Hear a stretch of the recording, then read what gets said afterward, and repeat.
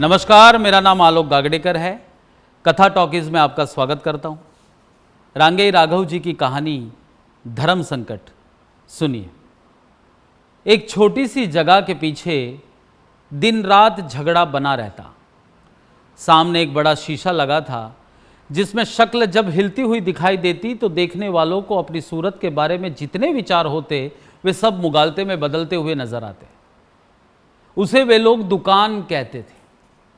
इसलिए एक बड़ा लाल पत्थर बिछा रहता जिस पर पान लगे हुए बीड़े रखे रहते और लकड़ी के खानों में खाली सिगरेट के पैकेट ऐसे जमे रहते जैसे वे सब भरे हुए हैं। इनके अतिरिक्त कुछ बीड़ियों के बंडल झलका करते। एक ज़माना था जब बड़ी दुकान बाजार में ठाठ से खुलती थी और उसके रहते जब मोहल्ले में भगत का रत जगा हुआ हरदेव सदा चांदी की पाड़ में निकट बैठा करता। पर अब वो सब कहाँ। वो एक सपना था जो अचानक ही मिला था और अचानक ही खो गया। शराब के नशे ने जब जहरीले पंजों का फैलाव समेट लिया और दिमाग को खाने लगा, तब आंखें खुली और देखा सब लुट चुका था। बाप की दुनिया संकुचित थी। वो अब करीब 50 साल का था। 2-1 शायद ऊपर ही होगा। उसका मुख गंभीर था जिसे देखकर भिखारी सहज ही उससे भीख मांगने की हिम्मत नहीं कर सकता था। वो अधिकांश चुप रहता था। उसके गालों पर एक खुरदुरापन था और सिर के छोटे छोटे बाल उसकी गंभीरता को अधिक बढ़ाते थे। कभी कभी जब वो हंसता तो उसमें एक बड़प्पन होता। धोती और कुर्ता पहनकर जब वो खड़ा होता उसके कंधे तनिक आगे को झुके हुए दिखाई देते। जब दुकान पर कोई चीज़ नहीं होती और ग्राहक उसकी मांग करता, वो ग्राहक की ओर देखे बिना ऐसे मना करता कि ग्राहक फिर दूसरी बार उसके वहाँ कभी नहीं आता। और लड़का दूसरी तबीयत का था, हंसमुख, मस्त सा दिखने वाला। शक्ल में बेटा बाप से मिलता जुलता था, जैसे पहले मोम में बाप का सांचा निकालकर फिर उसमें ढाल दिया गया हो। उसके दांत जरूर कुछ बड़े थे, सूती हुई देह थी और जब वह शाम को थका मांदा भांग पीकर बैठता और जोर जोर से आवाजें लगाता हुआ हंसता, तब उसकी अधखुली नशीली आंखों में जिंदगी की रोशनी चमकती हुई दिखाई देती। उस समय वो बहुत प्यारा दिखाई देता। उसके कपड़े अजीब होते। नंगे बदन से लेकर कुर्ता, फतुई, मिजई, बास्कट, कोट सभी उसके ऊपर फपते दिखाई देते और ऐसे अदलते बदलते रहते जैसे ज़मीन पर अलग अलग ऋतु में अलग अलग फल निकलते हैं। लेकिन बेबात की बात में दोनों में झड़प हो जाती और वे दोनों नाखुश होकर एक दूसरे को गालियाँ देते। और इन दोनों के बीच का प्राणी एक स्त्री थी। वो एक की पत्नी थी और दूसरे की माँ, अर्थात हरदेव की स्त्री और भगवान दास की माता। वो दोनों के झगड़े में मध्यस्थ बनती। पिता और पुत्र में वही भेद था जो शायद शराब और भांग में होता है। शराब में दिमाग घूमता है, उसका नशा शोर करवाता है, दंगा मचवाता है, किंतु भांग में तरंग होती है, दिमाग ऊपर उठता है और आदमी बोंदा सा हो जाता है। अक्सर वो इन दोनों के झगड़ों से तंग आकर कहती, जब नहीं रहूंगी ना मैं तो अपनी बेटी को लेकर अपने भैया के घर चली जाऊंगी। एक दिन की हो तो कोई बात है, ये तो रोज रोज की बजती ढोल है, कोई कहां तक संभाले। जब हिये में समवाई नहीं रही तब क्या फायदा। किंतु कोई परिणाम न निकला। हरदेव बड़बड़ाता रहा। वो कभी उसे रोकती, कभी उसके अदब में चुप रहती और भगवान दास बगावत करता रहा। उसकी आवाज उठती रही। न उसने बहू की सुनी, न बहन की, न मां ही बेटी को लेकर भैया के घर गई। शाम होते ही दुकान पर दोनों में तनातनी शुरू हो जाती और दोनों अपने को ज्यादा परिश्रमी साबित करते हुए एक दूसरे पर अपनी थकान का प्रदर्शन करते रहते।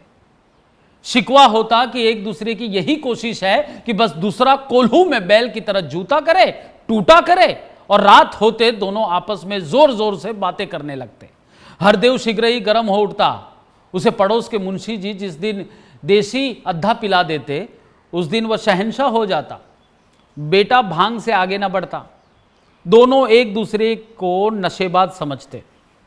और जब भगवान दास क्रुद्ध हो उठा, उसने चिल्लाकर एक दिन सुन सुनाकर कहा, शराब पिलाने को मेरे पास पैसे नहीं है, ना ही कोई कमा कमा के रख गया है मेरे पास। मां ने सुना और पूछा, वो तेरा कौन है? भगवान दास चुप रहा। वो जानता है, पर आज उसकी आत्मा स्वीकार नहीं करना चाहती। मां उसकी दुविधा को समझ गई। उसने स्नेह से उसकी पीठ पर हाथ रखकर कहा, क्यों ऐसे कुबोल कहता है बेटे? घर की शांति आपस में मिलकर रहने में मिलती है, यो नहीं होता कुछ।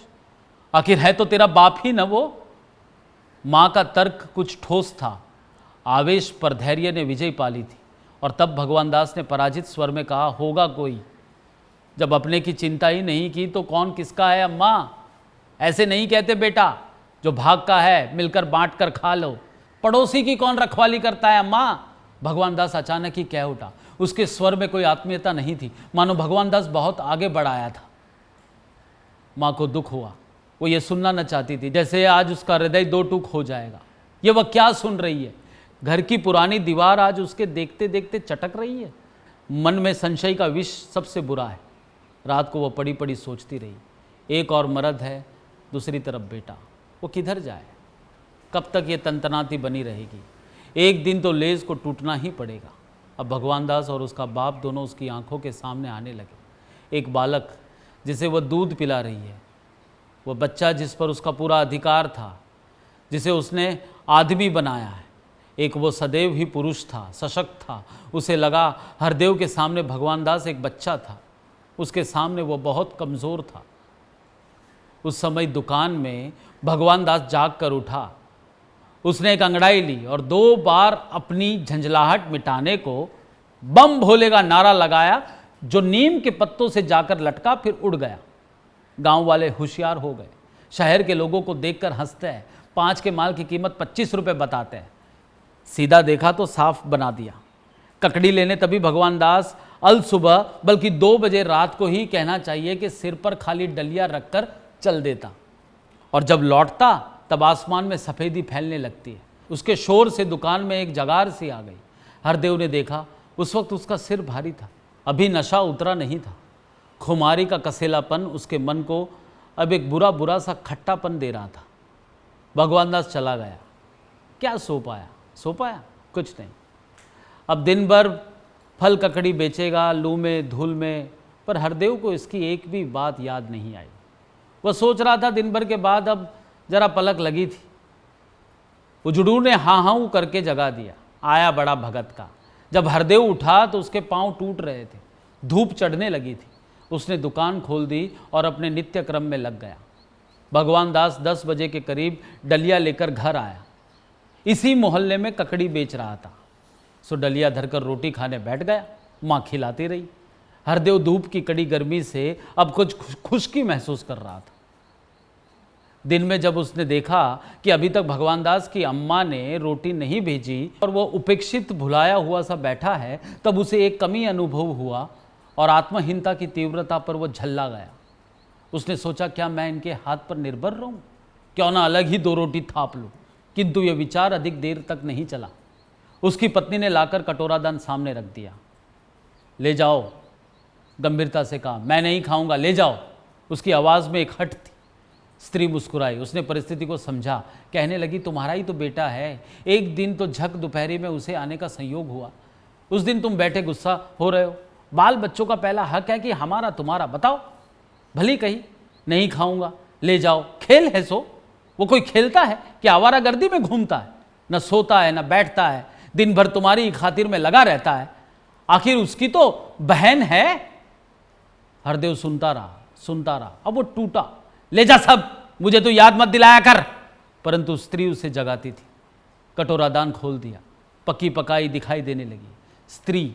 स्त्री का ये पेट पर चलने वाला हथियार उसके आंसू इत्यादि हथियारों से कहीं ज़्यादा आसानी से कारगर होता है।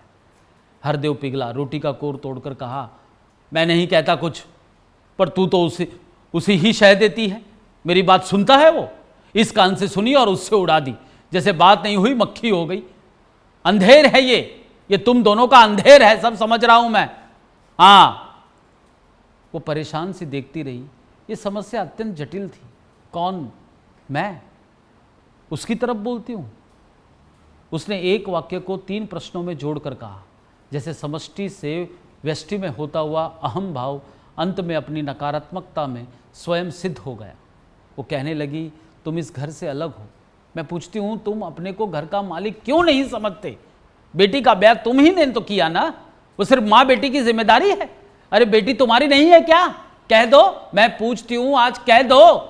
हरदेव भुनभुनाया, अब ले, बेटा भी जिम्मेदार हो गया है। ठीक है, जो जिम्मेदार है वही मालिक है, फिर मेरी क्या जरूरत है? इस लौंडे का ब्याह करा के मुझे ही कौन सा सुख मिल गया है? स्त्री मुस्कुराई। उसने कहा, क्या कहते हो? हाँ, बेटा ब्याह करके नेक चुकाया जाता है कि सुख की आशा की जाती है?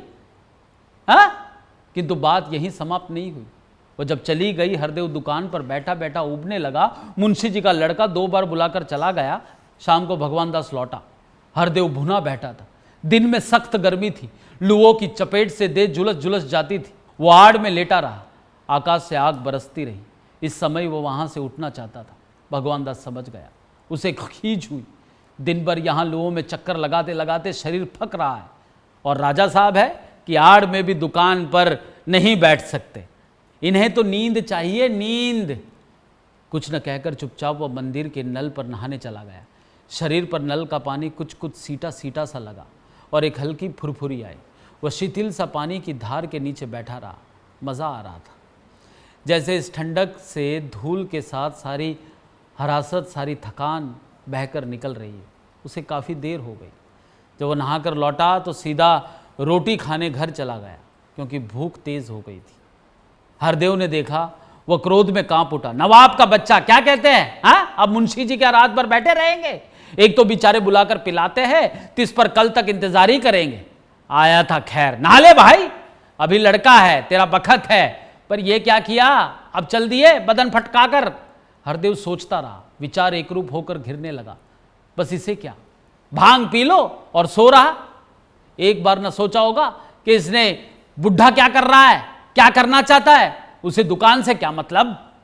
ये तो एक काम करेगा बस, जैसे इसके बाप ने मुझे नौकर रख लिया है कि बैठ, सौदा बेच, और जो गुल्लक में आए सो इधर दे।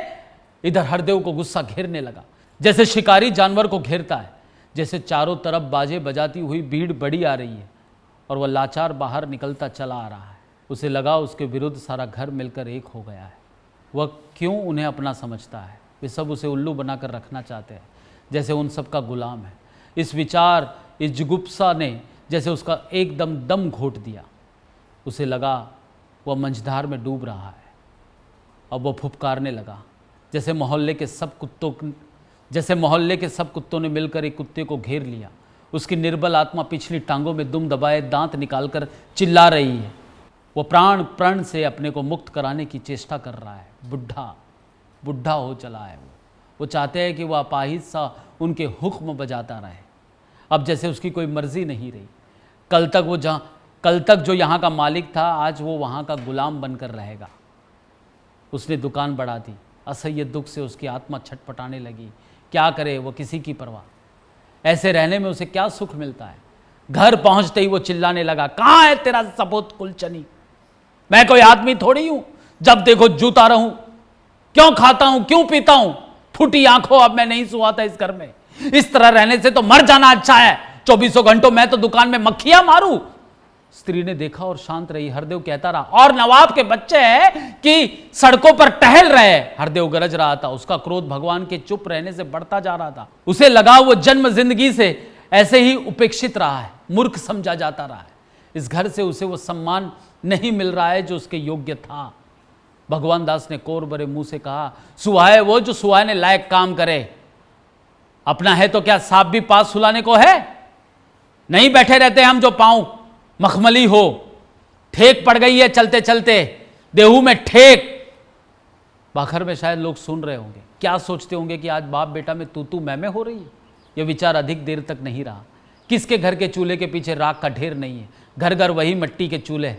माँ ने बेटे को डांटा, क्यों रे, बाप के मुंह लगता है, जानता है उसकी इज्जत से तेरी जीभ घिस जाएगी। हाँ? हरदेव ने सिर हिलाकर व्यंग से कहा, एक यही सपूत तो है मेरी इज्जत करने को रह गया। मेरे पांव की जूती मेरे सिर की इज्जत करेगी, मुझे नहीं चाहिए ऐसी इज्जत। भगवान दास ने खाना छोड़ दिया। वो उठ बैठा और द्वार की ओर चलते हुए कहने लगा, अब नहीं रहना है मुझे इस घर में, समझी? अम्मा तू रह, वो रहे, मैं नहीं, 1 मिनट नहीं रह सकता। कोई बात है, दिन में कलेश, रात में कलेश, 24 घंटे। इससे तो खसिया खाकर सो जाना भला है। मां ने दौड़कर पकड़ लिया। क्या कह रहा है बेटा? फिर पति से मुड़कर कहा, आग लगे तुम्हारे फूटे बोलों को। थाली पर से मेरा बेटा उठा दिया। अरे तू जाने दे इसे, ब्याह के लिए मैं लाया था तुझे, तूने इसे इतना मुंह चढ़ाकर बना दिया है। वो दिन भूल गया जब पिल्लों की तरह नाली में खेलता था, हम भी बच्चे थे, हमारा भी कोई बाप था, पर हमने कभी सामने खड़े होकर जवाब नहीं दिया। और तू है कि चल निकाल, बेईमान बच्चा। मैं पहले ही कहता था ये किसी भंगी की औलाद है, मादर हरामजादा, छोड़ दे इसे। और वो दिन तुम भूल गए, भगवान दास ने चिल्लाकर कहा, जब कुत्तों की तरह नाले में पड़े रहते थे शराब पीकर, जब मैंने उठाया था तुम्हें, जब दुनिया का गंदा चाट रहे थे। उसकी चोट से हरदेव तड़प गया। उसने बढ़कर कहा, अब के कह तो देखो सुवर, अलग में हाथ डाल के जीभ खींच लूंगा। वो चिल्ला उठी, भगवान दास कपूत बाप के सामने ऐसे बोलता है? उसकी तुझसे एक बात नहीं सुनी जाती? भगवान दास ने मां को पीछे धकेल कर कहा, आज ये नहीं मानेगा, कहूंगा फिर कहूंगा, क्या कर लेगा? हां ले, मैं कहता हूं, सारी बखार सुने। आया बड़ा डराने वाला, जैसे कि मैं बच्चा हूं, शराबी। हरदेव का हाथ उठ गया। मां बीच में जूझ पड़ी, किंतु दोनों क्रोध में मतवाले हो रहे थे। एक हाथ घुमा, वो छिटक कर दूर जा पड़ी। दोनों लड़ रहे थे। आखिर बेटा जवान था। हरदेव के 2-4 हाथ कसके पड़ गए। हरदेव क्रोध से कांपने लगा। उसका मुख भयानक हो उठा, दांतों की नोक दिखाई देने लगी। हरदेव ने फुटकार किया, आज तेरी माँ न होती ना हरामजादे, छाती पर फाड़ कर खून पी लेता, पर इसकी वजह से तुझ पर मेरा हाथ नहीं उठता। माँ भगवान दास को कोसती हुई चिल्लाने लगी, अरे तेरा नाश हो कपूत, बाप पर हाथ उठाते तुझे लाज ना आई? वो क्या इसी दिन के लिए बूढ़ा हुआ है कमबख्त? हाय, क्या लेस भी नहीं रहा इसका, तो मैंने पैदा होते ही गला घोट दिया होता। भगवान, स्त्री की ललकार सुनकर उसी समय हरदेव ने सारी ताकत लगाकर भगवान दास को कस के धक्का दिया। गुत्थम गुत्था फिर शुरू हो गई। मां चुपचाप खड़ी देख रही थी। उसे लग रहा था जैसे सारी दुनिया अब घूमने लगी। लड़के के प्रति उसे अत्यंत विक्षोभ था, घृणा थी। वो देख रही है, उसका जाया आज घर में आग लगा रहा है। वो चिल्लाने भी भूल गई। हठात हरदेव ने भगवान दास को फेंक दिया। वो कातर स्वर में चिल्ला उठी, दौड़कर अपने बेटे को संभाल लिया। उसने देखा दीवार से टकरा जाने से भगवान दास के सिर से खून निकल रहा था। पास बैठ गई, सिर गोद में ले लिया। बेटे पर बेहोशी सी छाई थी। हरदेव हाँफ रहा था, जैसे उसने एक बहुत बड़ा काम कर दिया है। अब भी वह इतना दम रखता है कि अपनी इज्जत अपने आप बचा ले। भगवान दास ने अधखुली आंखों से माँ को देखा। उसके सिर से बहते हुए खून को देख रही थी। उसने क्रोध से जलती हुई आंखों से देखकर कहा, तुम चले जाओ, अभी घर से निकल जाओ। तुम मेरी गोद में आग लगाना चाहते थे, जिसे मैंने इतने दिन तक अपनी कोख में रखा, उसे तुम मार डालना चाहते थे। हरदेव हतप्रभ खड़ा रहा। स्त्री कहती रही, जिनावर जंगली, हाथ न टूट गया तुम्हारा जो इस फूल को मसलने चले थे? और उसने पुचकाकर कहा, उठो बेटा, अब हम इस घर में नहीं रहेंगे। वह दुकान इसी की रहे, देखे कैसे चला लेता है, हम तो मेहनत करके पेट पाल लेंगे। चल।